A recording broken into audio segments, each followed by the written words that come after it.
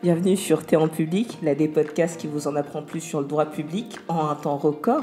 Mini-interview d'étudiants et d'alumni sur leur parcours, réponse aux clichés qui entourent le droit public et bien plus encore. L'objectif, il est relativement simple. Vous faire réaliser que le droit public n'est pas le cauchemar que vous imaginez, mais bien le rêve bleu qui n'attend que vous. Alors que vous soyez déjà publiciste, privatiste, ouvert à la proposition, voire au beau milieu d'une crise identitaire sur ce que vous voulez faire plus tard, ce podcast est fait pour vous et vous donnera des clés sur votre avenir dans le droit public. Bonne écoute à tous. Salut à toutes et à tous, Zoé à l'antenne pour vous parler de droit public. Prenez votre thé, votre café ou votre boisson protéinée car on est parti pour un nouveau thé en public et le thème aujourd'hui n'est autre que le droit de l'environnement. Si vous écoutez les infos, vous avez probablement entendu parler de la COP26 qui vient de se clôturer ce 12 novembre 2021 à Glasgow. Pour les moins attentifs, petit rappel, qu'est-ce que la COP26 ?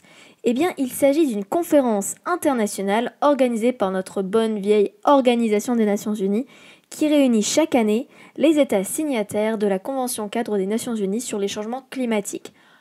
En bref, c'est the place to be pour parler protection de l'environnement avec des dirigeants politiques du monde entier.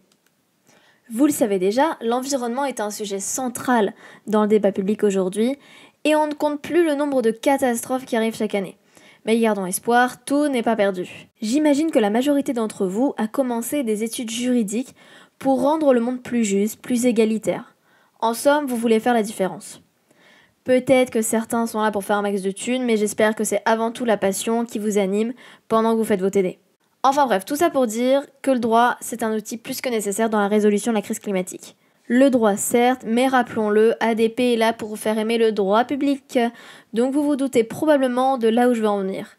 Quel est le rôle du droit public dans la protection de l'environnement ? C'est simple. L'environnement et sa protection, qu'est-ce que c'est ? Je vous le donne en mille, c'est l'intérêt général. Quelle surprise, personne ne s'y attendait. Donc en fait, quand on parle d'intérêt général, qui est-ce qu'on va chercher ? Le juge administratif. Rappelez-vous, c'est lui qui contrôle l'action, ou plutôt l'inaction environnementale de l'État et de l'administration.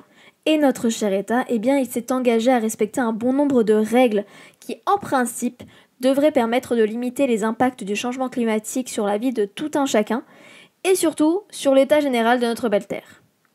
Pour ne citer que quelques textes, on a la Convention cadre des Nations Unies de 1992 sur les changements climatiques, le protocole de Kyoto de 1997 ou encore le fameux accord de Paris sur le réchauffement climatique de 2015. Tous ces engagements internationaux ont été transcrits dans le droit français et désormais, l'État est soumis à de nouvelles contraintes en matière de protection de l'environnement. Et c'est le retour de notre juge préféré qui va contrôler tout ça. Bien sûr, il doit d'abord être saisi par nous, les citoyens, mais peut-être être saisi par des associations et des collectivités. Donc ce qu'on va voir aujourd'hui, ce sont certaines grandes décisions de justice rendues par le Conseil d'État et les tribunaux administratifs en matière environnementale.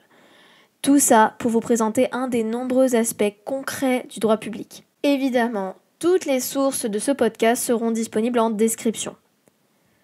D'abord concernant la réduction des gaz à effet de serre, l'État français, conformément aux exigences de la directive européenne sur la qualité de l'air, était et est toujours dans l'obligation de réduire la pollution de l'air dans 8 zones de son territoire, notamment Paris, Lyon, Grenoble. Donc en 2017, le Conseil d'État va rappeler gentiment à l'ordre le gouvernement en lui ordonnant de mettre en place des mesures pour répondre aux exigences de la directive. On se retrouve donc 3 ans plus tard, en juillet 2020, et en fait le Conseil d'État réintervient et constate que rien n'a été fait. Cette fois, il va ordonner à l'État d'agir dans un délai de 6 mois, sous peine d'une astreinte de 10 millions d'euros par semestre de retard. En novembre 2020, cette fois, le Conseil d'État rend, je cite, « une décision historique pour le climat ». En fait, concrètement, il décide tout bonnement que les engagements pris par la France avec l'accord de Paris de 2015 sont des objectifs contraignant. Petit rappel, l'accord de Paris prévoit notamment la baisse d'environ 40% des émissions de gaz à effet de serre d'ici 2030. Bel objectif. Ensuite, qu'est-ce que j'entends par objectif contraignant ? Eh bien, ça veut tout simplement dire que le gouvernement est obligé de rendre des comptes sur les actions qu'il mène pour atteindre ces 10 objectifs si on le lui demande. À ce moment-là, le Conseil d'État en profite et ordonne à l'État de lui adresser sous 3 mois tous les éléments qui justifieraient de mesures prises pour répondre à l'objectif fixé par l'accord de Paris. Flash forward de 3 mois, nous voilà en janvier 2021 et ça y est, le ministère de la Transition écologique publie un mémoire précisant toutes les mesures prises par le gouvernement en faveur de la qualité de l'air.